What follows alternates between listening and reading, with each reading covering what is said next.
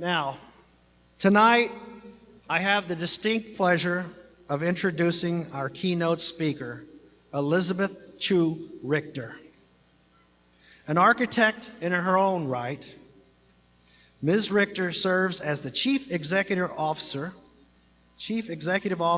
of Richter Architects, based here in Corpus Christi. Richter Architects were recognized as a leader in the profession with innovative designs. The firm earned the 2011 Architecture Firm Award from the Texas Society of Architects. I'm pleased to share that Elizabeth and her colleagues have served in key roles during Del Mar College's capital improvement programs.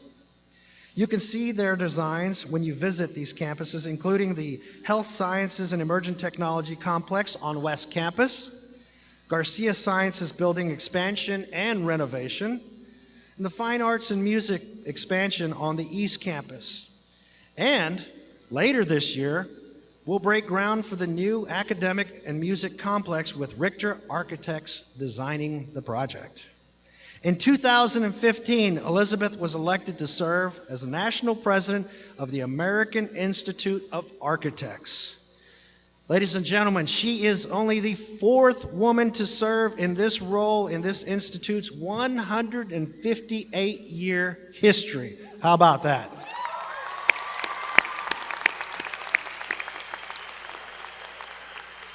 So, ladies and gentlemen, please help me give a very warm welcome to our own May 2017 commencement speaker, Elizabeth Chu Richter.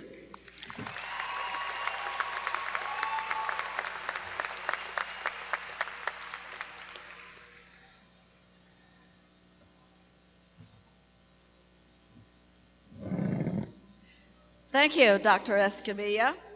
Members of the Board of Regents, distinguished faculty, graduates, families, and friends, good evening. What an incredible sea of blue out there. And each one of you has a very personal story to tell, and I'd love to hear all of them. What an honor it is for me to be here with you tonight to celebrate your new beginnings. Congratulations, class of 2017. We know what an accomplishment it is to be where you are today. I would also like to congratulate the families of the class of 2017. Your support of the graduates along their journey was critical and very much appreciated. My dear graduates, you will remember this journey for a long time. You will remember your classes, your classmates, your friends, professors, and the people who have touched your life on campus here in Del Mar College. They have touched your life at a crucial moment full of potential, and you have touched theirs, fulfilling their sense of purpose. This coming Sunday is Mother's Day. And with your permission, I would like to dedicate this keynote to all mothers and to all the women who have nurtured us, to the women who have served as role models and trailblazers, to the women who saw promise in us and lifted us when our burdens were too heavy, to the women who opened doors for us to endless possibilities. I know there are many of such wonderful women here with us tonight. Would you please join me in thanking them with a round of applause?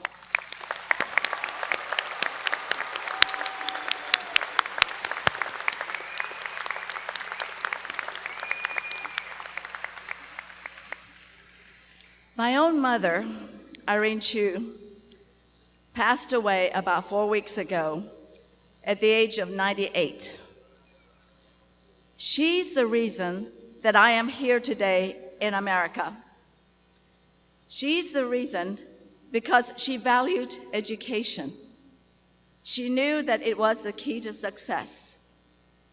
She valued it so much so that after her husband died suddenly at the age of 39, she would continue their dream and take their 6 young children by the hands and travel thousands of miles across the Pacific Ocean for better education and to achieve the American dream. She would have been very, very proud of each one of you tonight. One thing that we know for sure is that life is complicated. The paths are unpredictable. And as you saw earlier, when Dr. Escamilla asked many of you to stand, there are many paths. Some of you have come to Del Mar College straight from high school. Some have transferred from colleges. Some are parents. Some are working. And some of those awesome people who are both parents and working. But you all share a common dream of a bright future. I'd like to share my motto with you tonight, and it is, be present. Take charge of every moment, every day. We must pay close attention to the moments that we have at hand. Be alert, be open-minded, and you will see the treasures before you. Every experience in life is a stepping stone to a rich future. What might seem like a wrong turn might just be the right path. And what might seem like a twisted path might be the most direct and right for you. I remember one professor that I liked very much at the School of Architecture at UT Austin. Her name was Milka Bliss. In fact, it was in Milka's class that my husband and I met, David Richter. Milka was a powerful and commanding woman who escaped from communist Bulgaria with only the clothes that she was wearing and with her education and confidence. Yet, ironically, when she was teaching at UT in the 70s when I was there, Milka seemed to carry with her a hint of gender bias. On the eve of my last studio, we talked about my future. She said 2 things that stayed with me. First, she said that architecture is an old man's profession. Then, she went on to hypothesize that I would get married, have a family, and might not pursue a career in architecture. She sighed and said, "I don't know what's going to happen to you." Well, she was a wonderful professor, and she loved me like a daughter. And like a mother, she worried about my future. But even though she was an architect trained to visualize, she could not see the future ahead of me. During the 70s, there were very few women in architecture, and she could not see a straight path for me in what she saw was a predominantly prescriptive male profession. She knew that there would be struggles ahead. Her words at that time was not very encouraging, but I knew she meant well, and so I tucked her words away.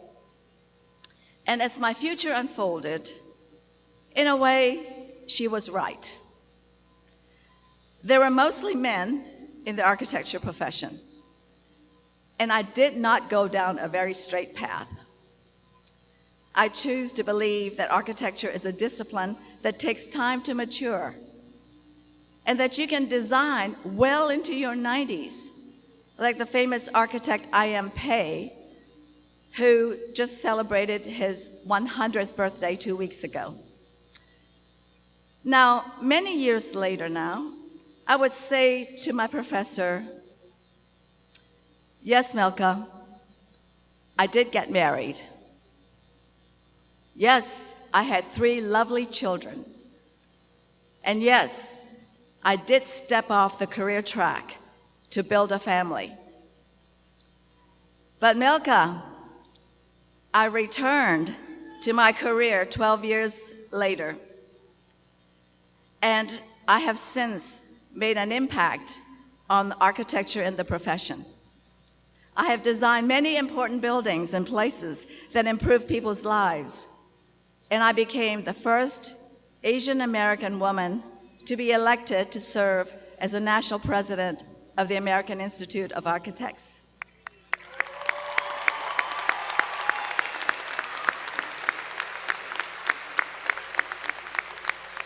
Thank you. I share this story because no one can see the future, but everyone can embrace the present. Savor each moment, learn from each moment.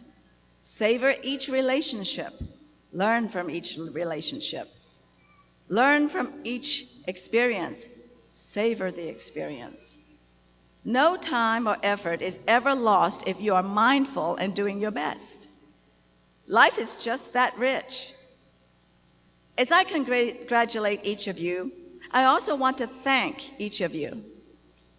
You are to be congratulated for the hard work in overcoming obstacles and earning your degree and your certificates. But I wish to thank you because through your hard work, you are making a huge investment in our community. Please remember this. A thriving community is the sum of its people. People who invest their time and talent to make the community a better place to live, study, work, and play. If we don't build our community in our own image, who will? As you go forward, take your work seriously. Make it better than when you found it. And as you go forward, take your community seriously. Make it better for you and future generations. It is up to each one of you. You are the future stars of South Texas. And speaking of the future, it's coming at us really, really fast.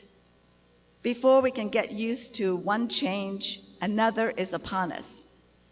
And as we work hard to advance our knowledge and improve our skills, we are reading all about being supplanted by AI, artificial intelligence. The developers of artificial intelligence believe that human tasks can be replaced and made obsolete with predictive and analytical capabilities. So I ask, is predictability and control what we should be after? Or is there a higher purpose to what we do? Should the word serendipity be erased from the dictionary? Could the word creativity be erased as well? To the developers of artificial intelligence, I ask, why not? Why not invest more in the development of human intelligence? It seems like a rather foolish thing to reinvent something that we already have been given to us. A brain that is agile and a heart that cares. Yes, technology will continue to replace skills that are repetitive and predictable. And that's a good thing. But let us not surrender judgment to technology. Let us place a higher value on wisdom. And let us cultivate a love of lifelong learning. There is no boundary in learning, and there is no end in learning. There is no end to institutions like Del Mar College. I am so proud of you, each one of you. You have stepped up to the plate. You have shared a common bond with each other. This will be very important to you in the days ahead, because at times being a leader can be very lonely. Be there for each other. I would like to also congratulate members of the Del Mar faculty, the administration, and the Board of Regents for your commitment to excellence, for lifting our community to greater success. Consider what you have achieved here, preparing women and men who will be leaders and make a difference in their workplace and their communities. The graduates here today are well prepared to step forward to make a positive change in the Coastal Bend and the world. They have been mentored by you. They, in turn, will mentor future leaders by their examples. This is how a great journey begins, a step at a time. My charge to those who have supported this class is to continue to support them. They will prosper with your encouragement. And to those of you who are graduating, I offer the words of Ralph Waldo Emerson. What lies behind you and what lies before you pales in significance to what lies within you. It is a thrill to be here to wish you good fortunes and a bright future. Congratulations to each and everyone. Thank you.